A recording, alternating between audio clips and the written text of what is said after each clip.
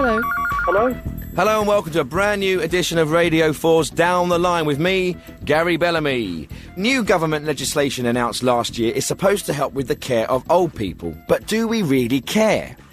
Statistics released last week say that old people are actually up by nearly 70%. I mean, do we actually need so many old people? I think the only people who actually make any money out of old people are hat makers. Call in and let us know what you think. 0800 068 7060. Now, maybe you've had a problem with a company not honouring a guarantee, or your local council has changed the parking regulations, or your girlfriend's put your brand new iPhone, which you went all the way to America to buy, in the wash. Thanks, Michaela.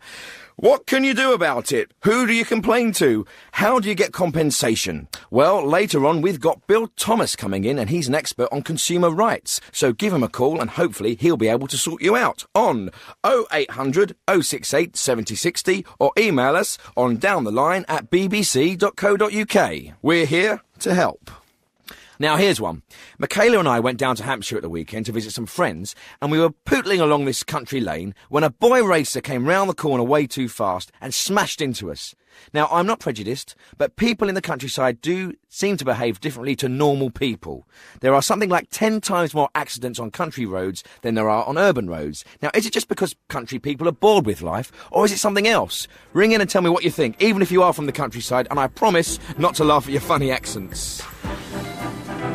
Right, I've got Pete Taylor on the phone. Hello, Pete. Hello again.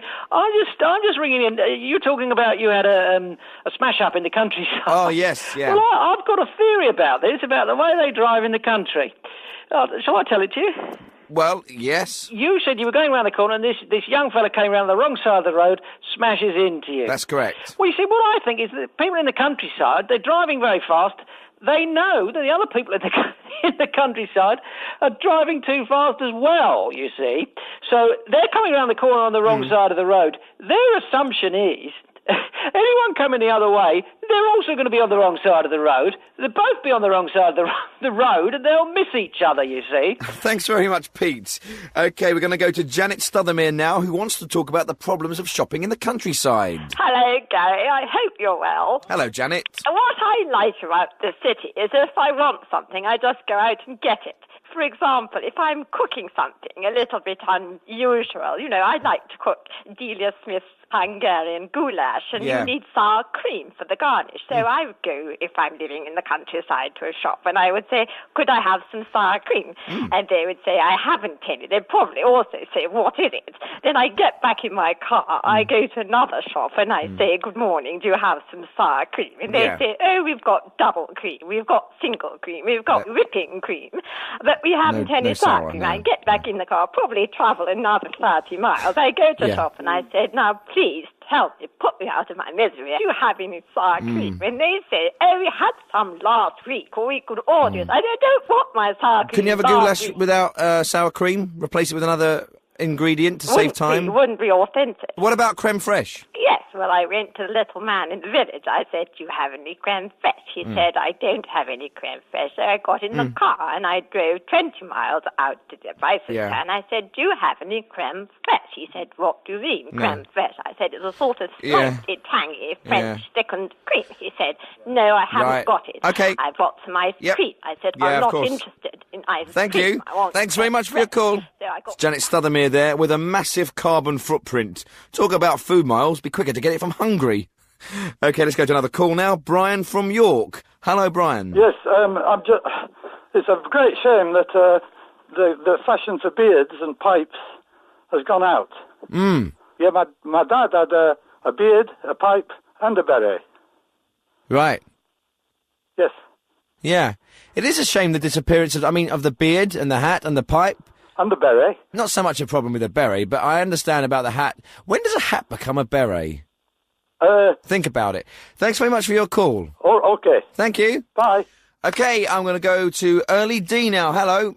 Hey, Bellamy, how you doing? How you doing, sir? Large up yourself, large up. Respect, yes, sir. Yes, sir. Respect, large up. Yeah, well, listen to this now. You see now, me's a countryman, right? Yep. I think the country's stush, you understand, right? Nope. I'm a man now, like, sometime a weekend, feel say I take a little roll down with some of my mans and a little bus down. Definitely. Take the bus. Brightons or whatever, you know what I mean? Yeah, I know. And when I reach down there, man, I feel say the country's stush. Me like that, you know? Me love it. Me love all them man there with the polos and the red jacket and the bugle and all that business, you know? You like fox hunting? Me like them style there. I feel like I could roll with that, you know what I mean? You do know that fox hunting game's being banned? Them little fucks, them too feisty, them have to kill them off, you know what I mean? I ain't got enough time for them little things. Them is vermin, kill them. Kill the foxes. Mash them up them head, you understand, eh? Yeah. But the thing is, right, me feel say country is nice, and me love them man there. You see, a lot of man now, them going out with things, all hoity-toity up into the world, you know?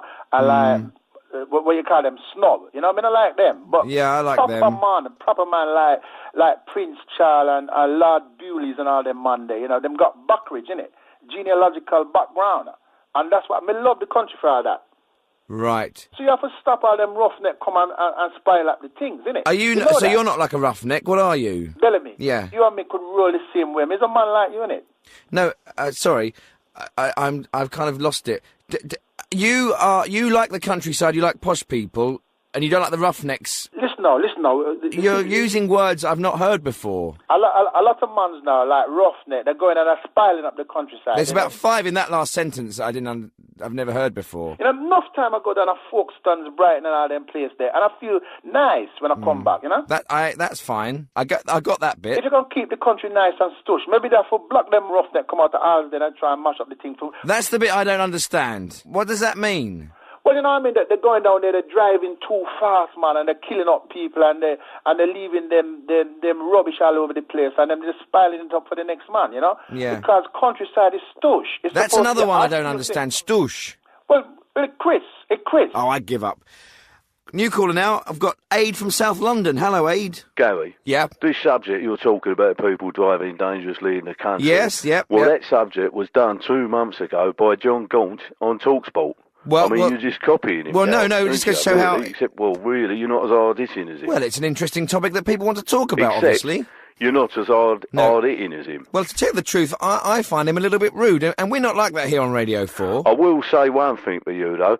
At least I got through to your show. I've rung Gaunty, right? But they never put me through. I rung him a couple of times, and I've still never got through. At least I got through to you, mate, so that's off to you for that. You've got more switchboards, that's why you would have got through to us. And another thing, girl, Gaunty's book is blind, and I just wondered if you've got one coming out. Well, actually, I know I have got a book coming out. I'm actually writing it right now, nearly finished. It's about my life in broadcasting and all the amazing things I've done. There's a long and interesting section set in Canada, and of course there are all the interesting and famous people I've met along the way, like Teresa Gorman. OK, I've got Rosemary Saltash on the line, and she wants to talk about old people. I was wondering when we'd get some calls on this subject. I guess old people aren't so quick at dialing. OK, hello, Rosemary. Gary. I'm an actress. All right. It's very frightening when you're old and work is hard to come by. You see, Gary, there are so few parts for actresses of my age. Do you think that I can't think of anything more frightening than getting to your age and having everything sort of dry up? Because I think acting for women is very much a young person's game. Yes. You know, there's only 1 or 2 Judi Denches. The rest of you are older. How old are you? Well, you see, it would be professional suicide for me to tell you my age. Are you in your 60s? I can play 60. I really think it's all in the mind age. I really think never tell anybody your age, because then they project onto you a whole idea about what that age would represent. Yeah, but what about if a policeman asked your age? I really think you'd have to answer him then, wouldn't you? A real policeman or a policeman in a script. A real policeman, obviously. Gary. Yeah. It's not just the lack of work which is frightening, things drying up. The loneliness is frightening. All my friends are dying. Every week I get a call, and some other Really dying, or just dying in films? Ceasing to live, dying. I thought actors went on forever. Like, look at John Gielgud and John Mills. He went until he was 106. And of course our memories are second to none. But we do die eventually, I'm afraid. Yeah. I've always thought, you know, as an older actor, imagine playing a scene in something where you have to die. I mean, it must be really hard, because you know what? You don't know that you might be dying very soon. Oh, it's frightening. Yeah. And it's heartbreaking because you think of the whole of humanity and the frailness of flesh, and yes, I too will soon be moribund. It's a bit of a practice, though. At least you can practice. Yes, but it's a little bit of a dance with danger, isn't it? How would you like to die? Well, listen, thanks for your call. It's been lovely to talk to you, because it's nice to talk to an actress. We all think that actors are a bit lovey, but, you're almost normal. It's very, very refreshing. Could I just say one thing while I'm still on air? While you're still alive? Can I say, Timmy, darling Timmy, please phone. Thanks, Rosemary. OK, we've got Paul Jones on the phone. Hello, Paul. All right, Gary, it's Jonesy here. Hello, Jonesy. I've got a question for you, Gary. OK, what is it? Gary, why am I always stuck behind old women in shops who take ages to buy lottery tickets, Gary? Yeah, what is it with them? You do get stuck behind them when they're trying to get the lottery tickets. It's getting right me nerves, Gary. Yeah. And what's the point in old ladies doing the lottery, Gar? I mean, well, I don't know, maybe they could pass it on to their children or their grandchildren, but they'll probably leave it all to a cat's home or something. See what I'm saying, lad? Yeah, let's ban them. Let's ban old people from doing the lottery. Right. Got that sorted? Let's do another call. Hello? Hello. Hello? I believe you are talking about the countryside. That's right. I've got a comment to make upon that in connection with my own job. Okay. As a traffic warden, one of the aspects of the job is that a lot of the people in the town, they are getting very wise to the traffic warden behavior. Okay. And so what we find is that we have to move into the countryside where the people are, I don't want to be rude, but they are slower. And their mental capacity is not so sharp, and they leave their all of their vehicles all over the place. Also, they are not aware of what we are doing, so we can ticket the tractor, combine harvester, the milking machine, all of that. They're getting ticket. I tell you, the milking machine. Huh? Did you say ticket the milking machine? Ticket everything has got wheels, not just the tractor, on all sort of on trucks, even on the. I've done it on a horse before. I'm getting hot and bothered because you make money. You get commissioned by putting tickets on innocent people's tractors it's for the benefit in a farm. of mankind, one and all. That's why I'm doing it. What? I'm doing it for the benefit of mankind, one and all. Can I ask you a question, Emmanuel? Who trained you to be a traffic warden? I'll tell you this. I was trained by the best traffic warden in the world. He's a fellow by the name of Basanga Onjonku. This man is the top traffic warden in the world. He is a genius of traffic wardening. And that's how I come to be as good as I can. OK, I've got Khalid down the line. Hello, Khalid. What's your point? What is point countryside? What is point? Well, to get away from the big city. What is point city? What is point? Well, it's a place for people to live. What is point live? My guest today is Bill Thomas, who's written a book called Where Do I Stand? Your Rights as a British Citizen. Hello, Bill. Hello. So, Bill, the title of your book is fairly self-explanatory, but could you just explain to us what it's all about? You know, you deal with consumer rights, and legal rights. Political rights, the whole gamut. OK. I mean, basically, Gary, you have a manual for a car, so you know how to fix it. As a British citizen, you don't have a manual. This is what this is. A manual. Well, we do live in an increasingly complex world, don't we? So when things go wrong, we don't always know the best course of action, do we? Well, so the thing is, as a nation, we're terrible at complaining. And, you know, large corporations, companies, even the corner shop, they now have very tough, highly motivated, highly paid lawyers. We don't. No. And if we want to hire one, it's going to cost us the earth. OK, my guest today is Bill Thomas. He's the author of the book Where Do I Stand? And he's going to take your calls on consumer rights issues. And so give him a ring on 0800 068 7060 or email down the line at bbc.co.uk. OK, I've got Graham Downs now through to Bill Thomas. Hello, Graham. Hello, Gavin. Hello to you, Mr. John Thomas. How are you? Hello, are you OK? Yes, I'm very well, thank you. You sound like you're in a coffin. No, I have an adenoidal problem. Oh, very sorry. Very sorry. If that's what you're referring to, it's okay. I'm used to it. People can be very cruel. Quite big. I was just bringing up a couple of things, actually, Gavin. I just want to say that your interesting thread about the British countryside and how beautiful it is. England's green and pleasant land, gently undulating. I don't know if you know, Mr. Thomas, but Gary's aware I'm quite a big gentleman, and it's very difficult for me to get out about. I'm not I'm not the most mobile of people, and I'm a great fan of the countryside. I really am. I, really would like to appreciate its beauty firsthand, but I've never actually seen it, in situ. Obviously, I've, seen it on the telly and I've heard people talking about it. And one day I really would like to go there. There must be a bit of countryside near you. You can get out. I angle the mirror at a certain point. I can see the blue skies. I mean, there are trees and that, but it's an urban environment really that I live in, or suburban, I suppose. Anyway, a new town here, actually, Harlow is. But funnily enough, a lot of it is not that new, Gary. No. Well, it's that Harlow Old Town, you see. Yeah. Anyway, let's find moving on. I was talking to your consumer rights there, John Thomas. Hello. Hello there. Well, I live with my mother, and we recently purchased a machine. I got what they call a cross-training machine. They're very expensive, actually. But I picked one up on eBay. And I won't tell you how much it cost, but once again, my pockets are not that deep. But I'd saved up enough to buy it. Anyway, I'll get on with the call. I'm a little bit very on the large side. So my mother, she was trying it out for me, and she injured her knee very badly. So I just wondered what I could do about that. But the thing is, Bill, who's to blame? The person he bought the machine from. Gary, are you talking to me now? Well, I'm talking to John Thomas. I'm talking to Bill Thomas. We're all included in this conversation. Is the gentleman's name Bill Thomas? Yes, not John. No, so who's John? Who would you blame? Is it the person who bought it from eBay for selling a faulty machine, or the actual manufacturer? The last link in the chain. I mean, if you start trying to get back to, you end up going to Hong Kong trying to find the guy that initially moulded the screws. Yeah. You got to get the last person, the last point of human contact. Do you have an address for the vendor? Well, I've got it on eBay. I've got a record of the address somewhere. Yes. So you know where he lives. Well, yes, well, there are a number of things you can do.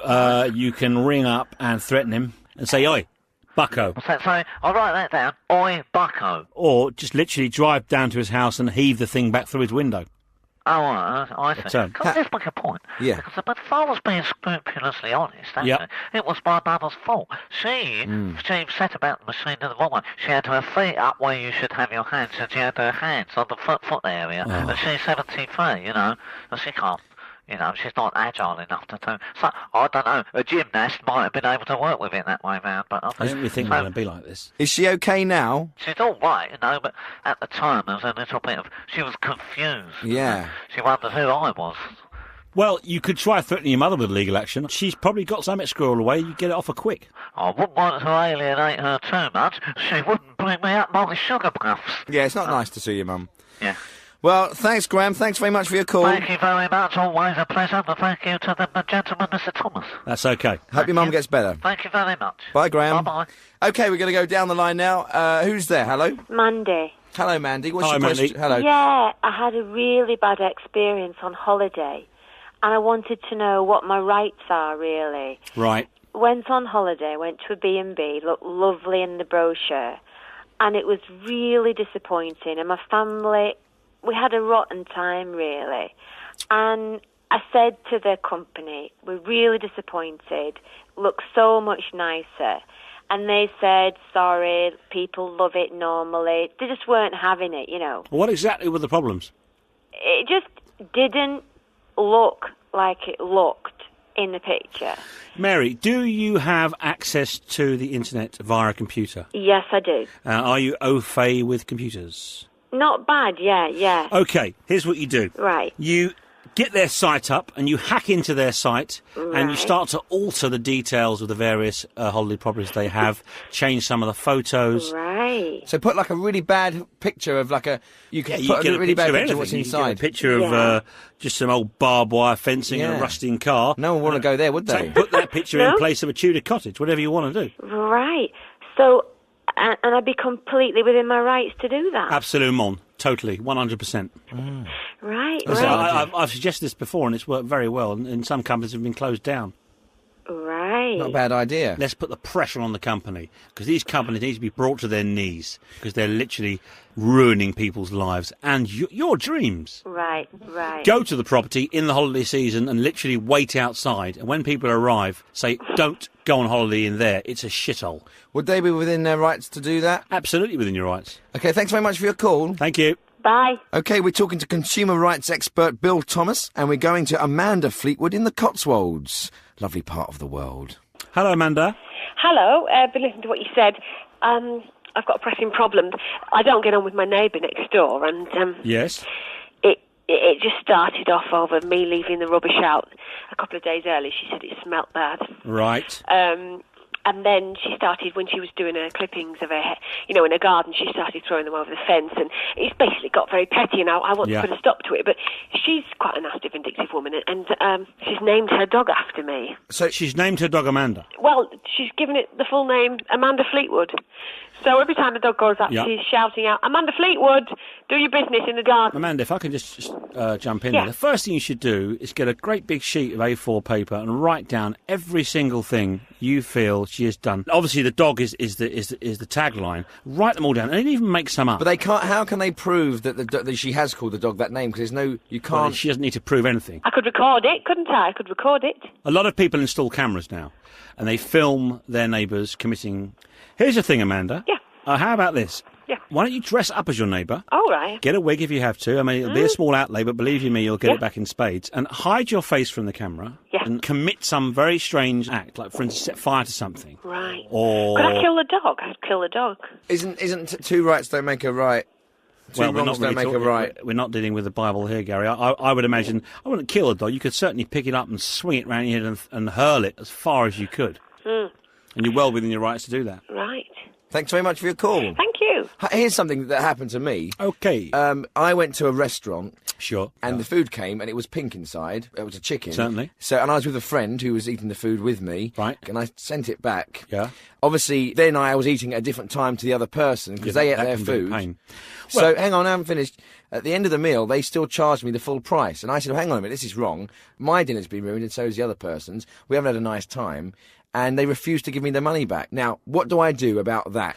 Well, there are a number of things you can do. The same thing happened to my wife the other night, and she was quite angry. She had some pike, and her fish was not cooked properly, so she sent it back, and when it arrived, of course, it was all out of skill. You did the right thing by sending the food back, and you should certainly not have paid for the food on the menu. They can't demand that you pay for it. You can literally just stand up and walk out. I mean, you can do whatever you want. You can write to the local paper. You can demand the restaurant be shut down. You can get a skip. Yeah. Put outside the restaurant and fill it full of manure. You can pay some kids, go to an estate, probably some young kids, they're hoodies, they're called, I believe. Hire them, bring them in, get them to throw things through the windows.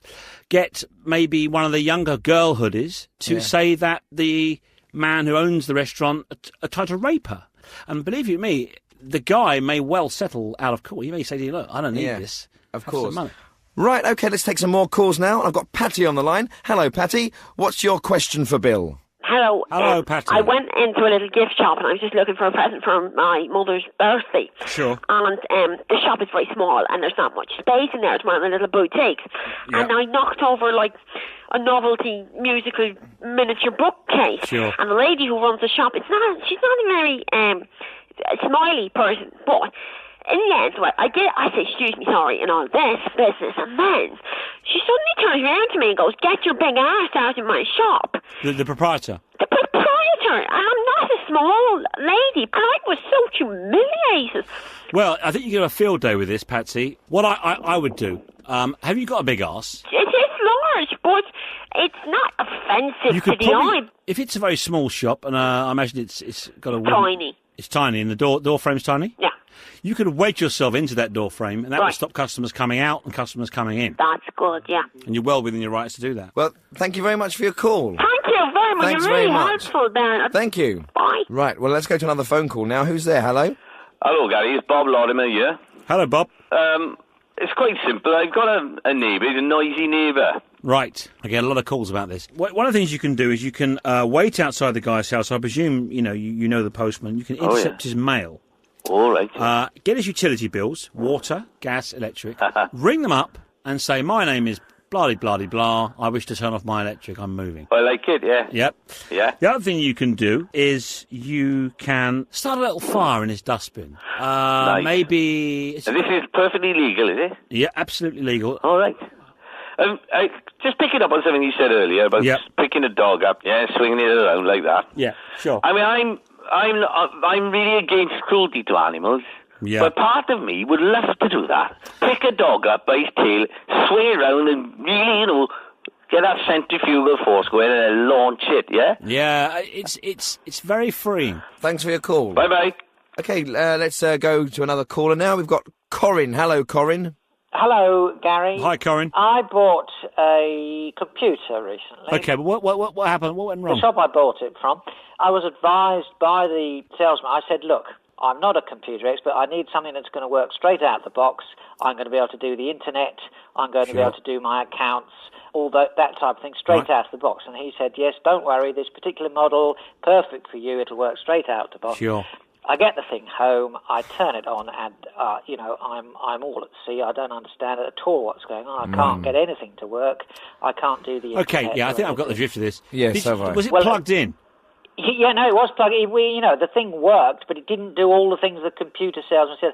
I got in touch directly with the computer company. Right. They said to me, well, I'm sorry, but the salesman gave you misleading advice. You do need a level of experience. This is it. You Okay. need to set it up. And I've gone back to the salesman, and I'm being pushed from pillar to post here. Okay, but well, you've got to take this to a personal level, because the big computer companies, it's virtually impossible. It's like throwing a pebble into a canyon with them. Right. Concentrate on the member of staff that served you. Yes. Wait for him outside the shop, threaten him. Straight out. Say, you preyed on me, you knew I was a computer novice, and yet you sold me this computer and you gave me all the waffle. Frankly, that's not good enough. And now it's payback time. Just give him one in the nuts. I'm not sure I could take him on face to face. If it's dark and you come from behind, it makes very little difference. Would that be the best approach? I'd get a weapon and I'd give him one in the kidneys, and as he goes over, look him in the eye and just laugh at him. What kind of laugh? Well, that's horrible. What other laughs could you do? You could shorten it. You could just go, Okay. So you think the best thing would be in a darkened alley or something? Yeah, a sustained bout of kidney punching, body and he's punching. he's within his rights to do this. Absolutely. What sort of weapon? What I would use is if you go to one of these karate shops, kung fu shops. I'm not big, man. I'm not physically confident. No, but if you come a shop assistant with a set of nunchucks at night... Well, if the shop assistant at the kung fu place also misleads him... Yes, would it be safer, do you think, just to go to the local DIY store and get it like a large heavy hammer or something or drill. like that? Yeah, I see what you mean. I think we have to be very careful here. I don't know you. I don't know what your predilection for violence is. Why not just follow him, see where he lives, and just set light to his car? Right. Great consumer advice there. Thanks very much. Thank you for that. Thanks for your call. That's put my mind at rest. Thank you very much. So, Bill, do you think we're becoming more litigious society, like the Americans? I mean, I'm not sure I want to live in a society where you can't move for the fear that someone's going to sue you. Well, Gary... Hang on. I don't think we should be rushing to the courts all the time and basically just lining the pockets of lawyers. For example, if a conker falls on my head, should my first course of action be to sue someone? I mean... should I sue God? Absolutely. Really? No, absolutely not. That's what my book's all about. Is it? Legal action is long-winded, expensive, and frankly boring. I advocate direct action, physical and violent abuse, pet harming, anything. Get to the root of the problem, scare. It mightn't always get everything sorted out, Gary, but you feel really good afterwards. Yeah, feel like a man. Exactly. You have taken control of your life and the situation. Like a man. Exactly. Well, it's been a real eye-opener talking to you, Bill. I think we've really learnt a lot today. But sadly, that's all we've got time for. So from me, Gary Bellamy, good night. Good night. I like your jumper. Thanks. Where'd you get it? Primark.